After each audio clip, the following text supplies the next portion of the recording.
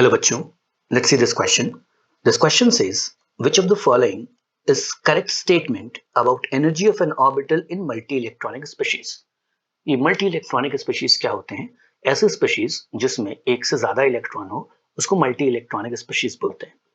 यहाँ पे चार ऑप्शन दे रखे हुए हैं जिसमें ए ऑप्शन में है कि 4s is greater than 3d, B option में 5p की एनर्जी 4d से कम बता रखी है, in C it is 4f greater than 6s and in D it is 4s equal to 3D.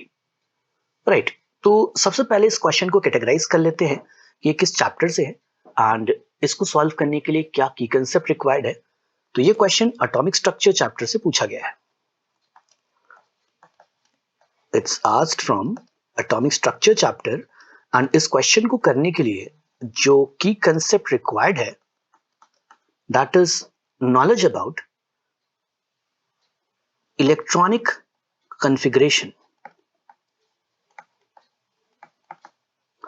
Right, electronic configuration के जब हम वेरियस प्रिंसिपल पढ़ते हैं तो उसमें आपने अबाउ प्रिंसिपल के बारे में पढ़ा होगा। क्या होता है ये अबाउ प्रिंसिपल?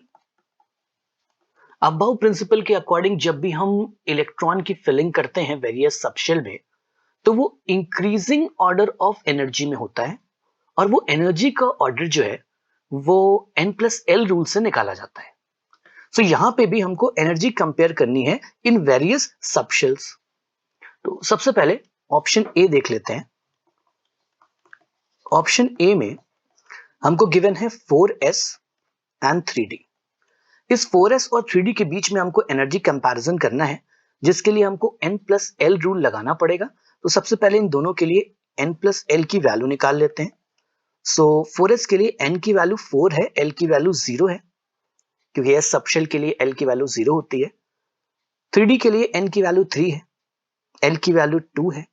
सो इन दोनों केसेस में n+l की वैल्यू जब हम देखते हैं तो 4s में 4 आ जाती है और 3d में 5 आ जाती है। सो जिसकी n+l की वैल्यू ज्यादा होगी उसकी एनर्जी भी ज्यादा होगी, इसलिए यहां पे एनर्जी का क्या ऑर्डर आ रहा है कि 3d की एनर्जी 4s से ज्यादा है। This is option A. So option A is not correct here क्योंकि यहां ऑप्शन ए में अपोजिट दे रखा है, 4s की एनर्जी 3d से ज्यादा बता रखी है जो कि गलत है। ऑप्शन बी देखते हैं।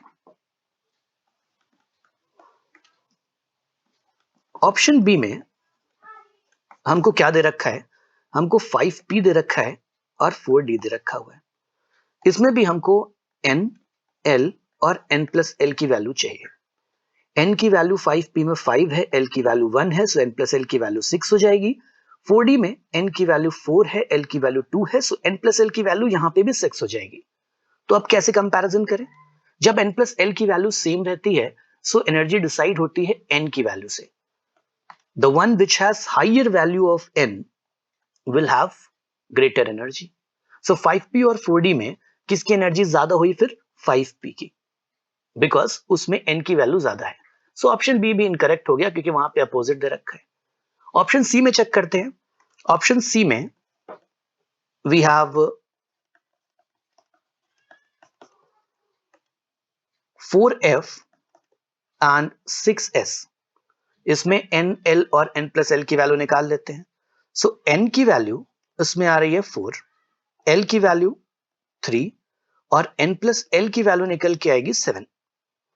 6s में n की वैल्यू 6, l की वैल्यू 0, सो n+l की वैल्यू निकल के आएगी 6।